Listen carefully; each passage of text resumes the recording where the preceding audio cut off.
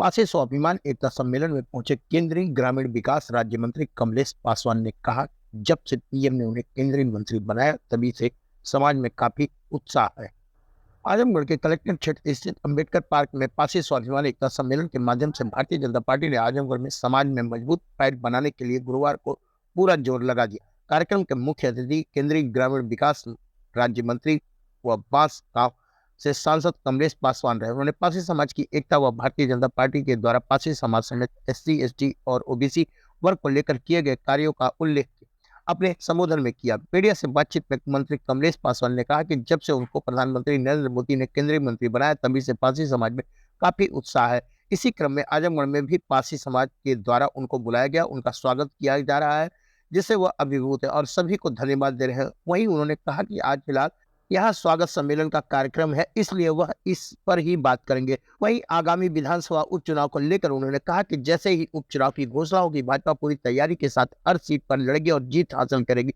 वहीं बीते लोकसभा चुनाव में आजमगढ़ समेत पूर्वांचल में पासी समाज के द्वारा समाजवादी पार्टी की तरफ झुकाव को लेकर किए गए सवाल को उन्होंने टाल दिया। कहा कि आज पासी समाज बहुत ही उत्साहित है। कार्यक्रम में भारी संख्या में जनपद से दूर दराज ग्रामीण क्षेत्रों के लोगों की भीड़ उमड़ रही है और पूरा पार्क व कलेक्टर क्षेत्र भरा रहा। कार्यक्रम में बीजेपी के गोरखपुर क्षेत्रीय अध्यक्ष सहजानंद राय, आजमगढ़ के दोनों बीजेपी जिला अध्यक्ष समेत पार्टी पदाधिकारी मुख्य रूप से मौजूद रहे। उनसे कहूंगा कि आप देखिए, अगर जो दूसरे दल के अगर जो 4 सांसद हो जाते हैं तो पूरी देश की मीडिया कैसे उसको प्रोपेगेंडा करती है। लेकिन अगर माननीय कमलेश पासवान जी हमारे भारतीय जनता पार्टी के दोनों जनपदों के अध्यक्ष आदरणीय श्री कृष्णपाल जी, आदरणीय सूर्य प्रकाश श्रीवास्तव जी, हमारे भारतीय जनता पार्टी अनुसूचित मोर्चे के बाद राज नहीं कर पा रहे हैं। हमारे समाज को दुर्दशा हो रहा है। कई जगह पर कई घटनाएं हो रही है। क्यों हो रही है? क्योंकि हमारे समाज का कोई यदुआ नहीं है। हाँ, सारे लोग नेता बनते हैं, लेकिन इसमें हम लोगों को चुनना पड़ेगा, सारे प्रदेश को चुनना पड़ेगा, हमारे आदरणीय कमलेश पासवान जी को। इसलिए साथ ही हमारे मंच पे बैठे हुए भारतीय यहाँ के 2 जिला अध्यक्ष बड़े भाई आदरणीय कृष्णपाल जी, बड़े भाई के बाद राज नहीं कर पा रहे हैं। हमारे समाज को दुर्दशा हो रहा है। कई जगह पर कई घटनाएं हो रही है। क्यों हो रही है? क्योंकि हमारे समाज का कोई यदुआ नहीं है। हाँ, सारे लोग नेता बनते हैं, लेकिन इसमें हम लोगों को चुनना पड़ेगा, सारे प्रदेश को चुनना पड़ेगा, हमारे आदरणीय कमलेश पासवान जी को। इसलिए सोचा था कि मेरे स्वर्गीय पिता स्वर्गीय ओम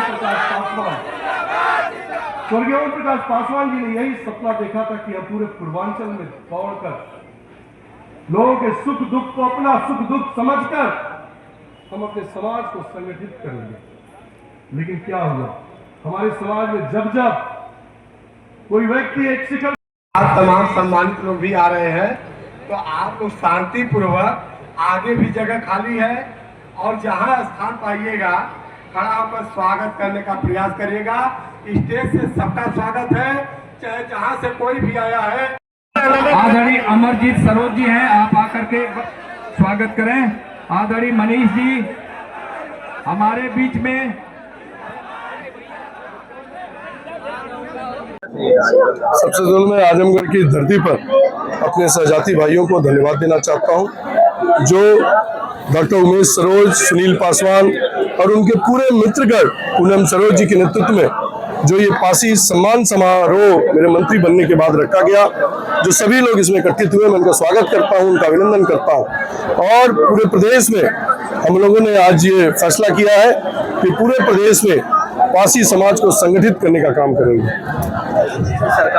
देखिए, मैंने कहा कि भारतीय जनता पार्टी पहले से चाहती है और आज का ये कार्यक्रम मैंने कहा कि पासी समाज को संगठित करने के लिए और आजमगढ़ के लोग मिलकर मेरा स्वागत करने का कार्यक्रम किया है। तो मैं विषयांतर नहीं होना चाहता, मैं अपने समाज की ही बात करना चाहता हूँ आज के विषय पर। मैंने इस बात को पहले ही रेल मंत्रालय को और शासन में मैंने दिया, अब कब निर्णय होगा ये तो समय बताएगा। होगा, क्या चाहिए? देखिए मैंने ये बात कहा है और हमारे समाज के सभी नेता आज से नहीं वर्षों से लगे हुए हैं कि हमारी जो धरोहर है उनको संरक्षित किया जाए। जो हमारे सूरवीर राजाएं महाराजा थे उनकी जो मूर्तियां हैं उनको संरक्षित किया जाए, तो उसी में लोग कर भी रहे हैं। और मैं और भी प्रयास कर रहा हूं कि हमारी जो सरकार उत्तर प्रदेश में योगी जी की आदरणीय मोदी जी के नेतृत्व में जो सरकार चल रही है वो निश्चित तौर पर काम कर रही है। बहुत सारे ऐसे कार्य हुए भी हैं, महाराजा बिजली पासी, लाखन पासी, इन सबके लखनऊ में बहुत बड़ा किला को संरक्षित 19 करोड़ रुपए देकर हमारी प्रदेश सरकार ने उस पर काम कराया है। तो काम हो रहा है और भी हम लोग इस पर करेंगे कि उस पर और तेजी से हम लोग काम करेंगे। बहुत बहुत धन्यवाद। किस तरह से विकास हमारा मंत्रालय है और ये कहा जाता है कि देश की 70% आबादी गांव में बसती है, जिसका मैं मंत्री हूँ। जो मेरे कैबिनेट मंत्री हैं आदरणीय शिवराज सिंह चौहान जी, और बहुत सारी हमारी सरकार की आदरणीय मोदी जी के नेतृत्व में योजनाएं चल रही हैं, चाहे वो प्रधानमंत्री आवास हो, चाहे लखपति दीदी हो, जो महिलाओं को संगठित करने के लिए, महिलाओं को स्वावलंबी बनाने के लिए हमारी सरकार ऐसे तमाम काम कर रही है। कौशल योजना है जो महिलाओं को सिखाएगी सिलाई, कढ़ाई, बुनाई, उसमें उनके सामानों को हम संरक्षित कर दूसरों को कैसे मार्केट दे सकें, ऐसे तमाम चल रही है।